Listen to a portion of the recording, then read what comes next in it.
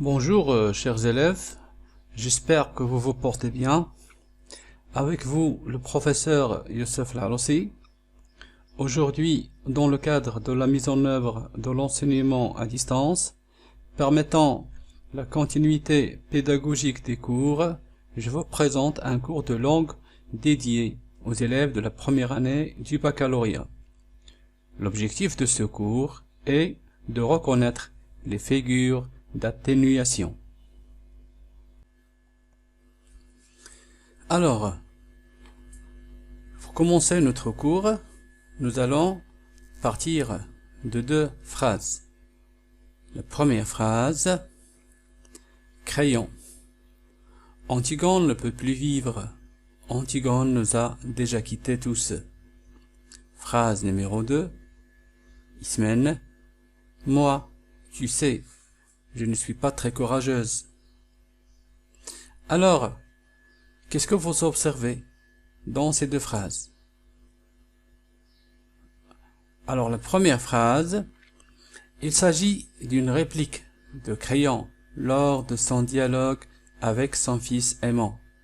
Ce dernier essaye de convaincre son père de ne pas punir Antigone. La phrase numéro 2, c'est une réplique d'Ismène pendant sa confrontation avec Antigone. C'est à propos du sujet de l'enterrement de Polonis. Dans cette scène, Ismène refuse de participer à cet enterrement.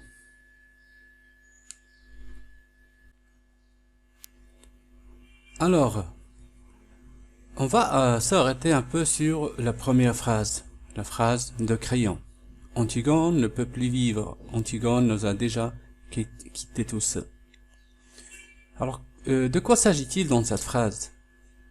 Alors, dans cette réplique, Crayon annonce à son fils aimant qu'Antigone ne peut plus vivre, car elle les a déjà quittés tous. Remarquez bien, aimant, elle est très en colère et refuse d'accepter l'idée de vivre sans sa fiancée Antigone. Mais c'est bien dommage. Antigone court déjà son destin, et c'est son père qui l'informe de cette mauvaise nouvelle. Alors qu'est-ce qu'il le montre? Alors automatiquement c'est la phrase « Antigone nous a quittés » qui veut dire, mais qui signifie « Antigone est morte ». Alors, est-ce qu'on peut dire qu'il y a une différence entre les deux expressions? Antigone nous a quittés et Antigone est morte. Évidemment, il y a une différence. Alors, de quoi s'agit-il? Antigone nous a quittés. Alors, nous a quittés, c'est une idée qui est atténuée. Contrairement à l'expression est morte, qui est une idée un peu choquante. Ça veut dire quoi? Dans la première expression, nous a quittés, c'est une façon qui n'est pas directe, c'est une façon indirecte et détournée. Or, dans la deuxième expression est morte, on a parlé de la mort d'une façon très directe. Qu'est-ce qu'on peut comprendre? Pour ne pas bouleverser et choquer son fils, Crayon utilise le mot nous a quittés, au lieu de dire est morte. Alors là, il s'agit bien entendu d'une figure de style qui s'appelle l'euphémisme.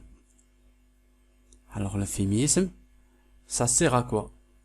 Ça sert à exprimer une idée par un terme qui est moins choquant. Passons maintenant à la deuxième phrase. C'est la phrase d'Ismène. Moi, tu sais, je ne suis pas très courageuse. Qu'est-ce que vous remarquez dans cette phrase? Alors dans cette réplique, Ismène, qui a peur et qui redoute l'édit et la loi de Crayon, il s'adresse à Antigone pour l'informer qu'il ne peut pas accomplir cette mission, qui est l'enterrement. Et pour justifier son comportement, elle se fait une description morale en disant « Je ne suis pas très courageuse ». Alors, regardez bien. Si on s'arrête sur cette phrase, et pour bien la comprendre, on peut poser cette question. quel est le sens de je ne suis pas très courageuse? Est-ce que ça veut dire je n'ai pas peur? J'ai un peu peur. Ou bien j'ai très peur. Évidemment, comme vous le voyez, la réponse c'est j'ai très peur. Donc, je ne suis pas très courageuse, ça veut dire j'ai très peur. Donc, Ismen ici, dans cette phrase, il dit peu pour laisser Antigone comprendre plus. Là aussi, il s'agit d'une figure de style qu'on appelle une litote. Alors la litote, ça sert à quoi? Il sert à dire peu pour exprimer davantage ou bien pour laisser l'interlocuteur comprendre beaucoup. Alors, comme bilan, on peut donner une définition des deux figures de style et on va commencer par l'euphémisme. Alors, d'après ce qu'on a déjà vu, l'euphémisme c'est l'expression atténuée d'une idée ou d'un fait qui pourrait choquer ou bien déplaire si on les évoquait directement. En d'autres termes, l'euphémisme sert à dissimuler derrière une formulation plus douce une réalité brutale ou bien désagréable. La litote est une figure de rhétorique et d'atténuation qui consiste à dire moins pour laisser entendre davantage. Il caractérise une expression de façon à susciter chez le récepteur un sens beaucoup plus fort que la simple énonciation de l'idée exprimée.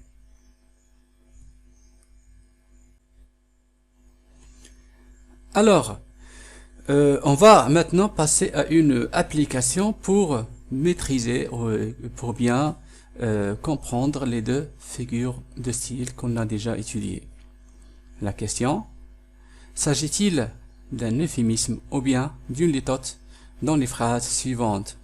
Première phrase, enfin, les trois hommes rejouent qui jouent aux cartes, leur chapeau sur la nuque, ce sont les gardes, ce ne sont pas de mauvais bougres. 2. Elle aussi, ils dorment tous, c'est bien, la journée a été rude. 3. Elle n'est pas mauvaise, sa tarte. 4. Une longue maladie l'avait emporté. 5. Après l'échec du dialogue, le ministre n'est pas très content de quitter la réunion. Alors regardez bien et dites de quelle figure de style s'agit-il dans chaque phrase. On passe à la correction et à la vérification. Alors, dans la première phrase, enfin, les trois hommes rejouent, qui jouent aux cartes, leur chapeau sur la nuque, ce sont les gardes, ce ne sont pas de mauvais bougres. Alors dans cette phrase, évidemment, il s'agit d'une litote. Alors ce qui le montre, c'est ce ne sont pas de mauvais bougres. Alors là, on va parler d'une litote. Pourquoi? Parce que ce ne sont pas de mauvais bougres, ça signifie ils sont braves, ils sont gaillards. Alors là, on a donné le peu pour laisser l'interlocuteur comprendre le plus. Deuxième phrase. Et oui, donc c'est un euphémisme.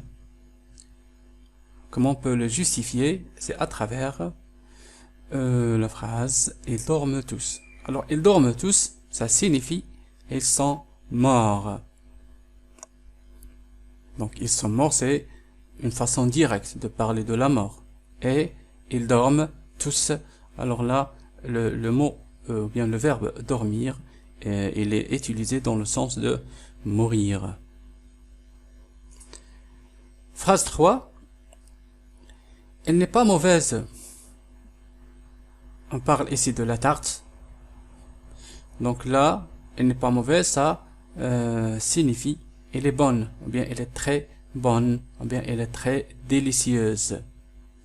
On a donné le peu pour suggérer le plus. Quatrième phrase. Une longue maladie l'avait emporté. Alors ici, une longue maladie, c'est pour ne pas choquer quelqu'un en parlant par exemple d'une maladie comme le cancer. Au lieu de dire par exemple cette personne elle est morte d'un cancer, donc on peut choquer la personne, donc on peut dire une longue maladie l'avait emporté. Finalement, après l'échec du dialogue, le ministre n'était pas content de quitter la réunion. N'était pas très content, très bien, donc ça signifie il est très en colère. Donc là aussi on va parler d'une litote. Donc on a donné le peu pour laisser l'interlocuteur comprendre le plus. Voilà donc, nous sommes dans la fin de cette présentation. J'espère qu'elle vous a aidé à atteindre l'objectif du cours. Je vous salue tout le monde. Avec vous, c'était le professeur Youssef Larossi.